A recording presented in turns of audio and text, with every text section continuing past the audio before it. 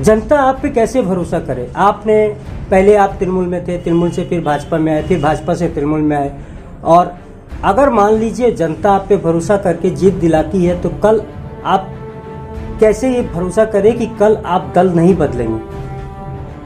नहीं, ऐसी बात नहीं है। हम तो आप लोगों को बताना चाहता हूँ चैनल के माध्यम से, तो सुबह का भूला हुआ अगर आदमी घर में शाम को वापस आया तो उसको भूला नहीं कहा जाता है। और मैं अब दल बदल पड़ने की अब जरूरत नहीं है। से आप सक्रिय राजनीति में हैं? हम जो है विगत 84-85 से सक्रिय राजनीति कांग्रेस करते थे। उसके बाद हम लोगों ने तृणमूल जब बनी 1998 साल, उसके बाद हम लोगों ने तृणमूल करना शुरू किया। कार्यकर्ता होने के नाते साधारण लोगों की सेवा करते आए हैं। उसके बाद पार्टी जो है 2005 में हमारी पत्नी को श्रीरामपुर पौरसभा के 24 नंबर वार्ड में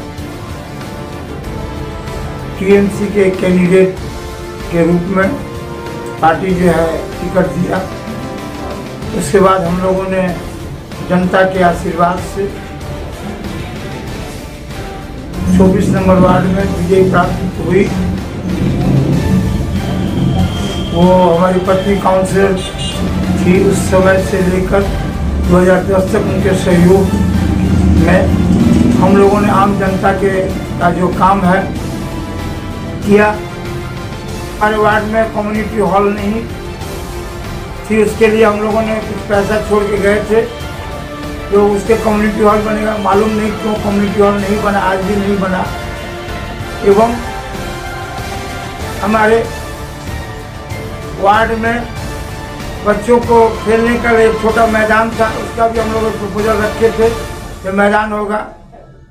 सबसे बड़ी समस्या है निकासी व्यवस्था जो थी उस समय में, जो चरमराई हुई, आज भी निकासी व्यवस्था चरमराई हुई है, जिसके चलते सब जो है वार्ड के लोग बहुत सारी परेशानियों का सामना झेल रहे हैं। निर्वात से और हमारी पश्चिम बंगाल के मुख्यमंत्री माननीय सुश्री ममता बनर्जी ने हमको 29 नंबर वार्ड में एक साधारण कार्यकर्ता होने के नाते दोबारा इस बार 2022 में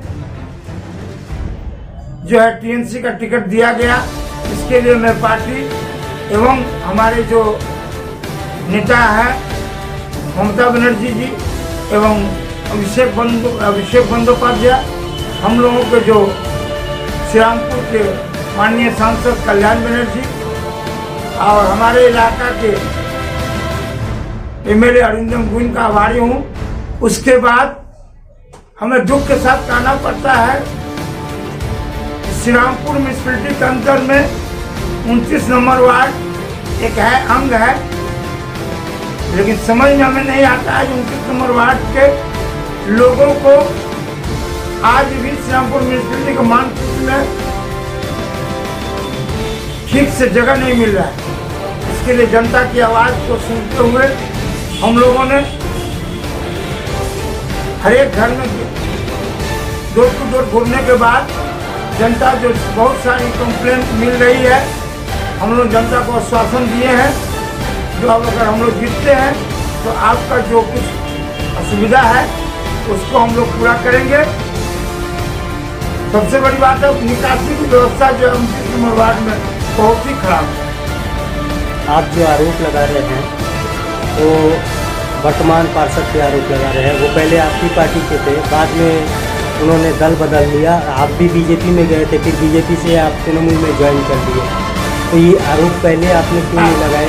काउंसिलर भी दमन कर रहा है और म्युनिसिपल के जो चेयरमैन थे वो भी दमन कर रहे हैं। तो हम लोगों ने देखा जो इस पार्टी में रहना अब उचित नहीं है, क्योंकि एक हमारे यहाँ के जो कोऑर्डिनेटर कहा जाए या जो कुछ कहा जाए उनका जो कार्यकलाप है इतना घिनौना है जो मुझे आप लोगों के चैनल के माध्यम में बोलने में भी शर्म लगता है। हमने बीजेपी ज्वाइन किया, कुछ दिन बीजेपी में थे, जब हमने देखा जो जिसके डर से हमने बीजेपी में ज्वाइन किया वही आदमी फिर बीजेपी में आ गया। इसके चलते हमको या तो पार्टी छोड़ देना पड़ेगा या तो फिर दोबारा तृणमूल में ज्वाइन की। हमारे द्वार पर आके प्रणामी लगाए। ये जो उनकी जो मानसिकता थी उसका प्रतिवाद करने के लिए। आपको जनता जनप्रतिनिधि क्यों चुनी? जनता जनप्रतिनिधि चुनने के लिए मैं एक तृणमूल कांग्रेस के सैनिक हूँ। सैनिक के नाते अम्फान ऐसा जो विपदा आई थी एवं हमारी इलाके में जो लोगों की सुविधाएं हैं असुविधाएं हो रही थी उसके लिए मैंने जो काम किया और हमारी ममता बनर्जी का जो प्रकल्प है उनको साधारण लोगों को हम लोगों ने दिलाने की कोशिश की और आने वाले समय में आप लोग अगर हमको जनप्रतिनिधि के रूप में चुनेंगे तो मैं आप लोगों से वादा, जन जागरण अभियान चलाएंगे। जन जागरण अभियान में जनता को जागरूक करना और जनता को समझाना जो हमारे सरकार की जितनी भी उपलब्धियां हैं उनको घर घर पहुंचाना, यही मेरा मूलभूत काम होगा। विशेष करके सुभाष नगर हाउसिंग कॉम्प्लेक्स के अंदर जो निकासी व्यवस्था है बहुत ही खराब है। जीतने के बाद हम लोग पहला काम सुभाष नगर कॉम्प्लेक्स में जो पानी की निकासी की व्यवस्था उसको ठीक करेंगे। दूसरा काम नहीं है उसकी व्यवस्था की जाएगी।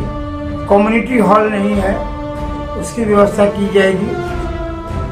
एवं हम लोग जिस इलाके में रहते हैं वहाँ पर जो है बहुत सारी फैक्ट्रियाँ हैं, गाड़ी चलती हैं, अंडरपास की हम लोग व्यवस्था करेंगे। और हम लोग 29 नंबर वार्ड में जीतने के बाद म्युनिसिपल के माध्यम से हर एक इलाके में CCTV का व्यवस्था करेंगे कि अपराध मुक्त 29 नंबर वार्ड बने।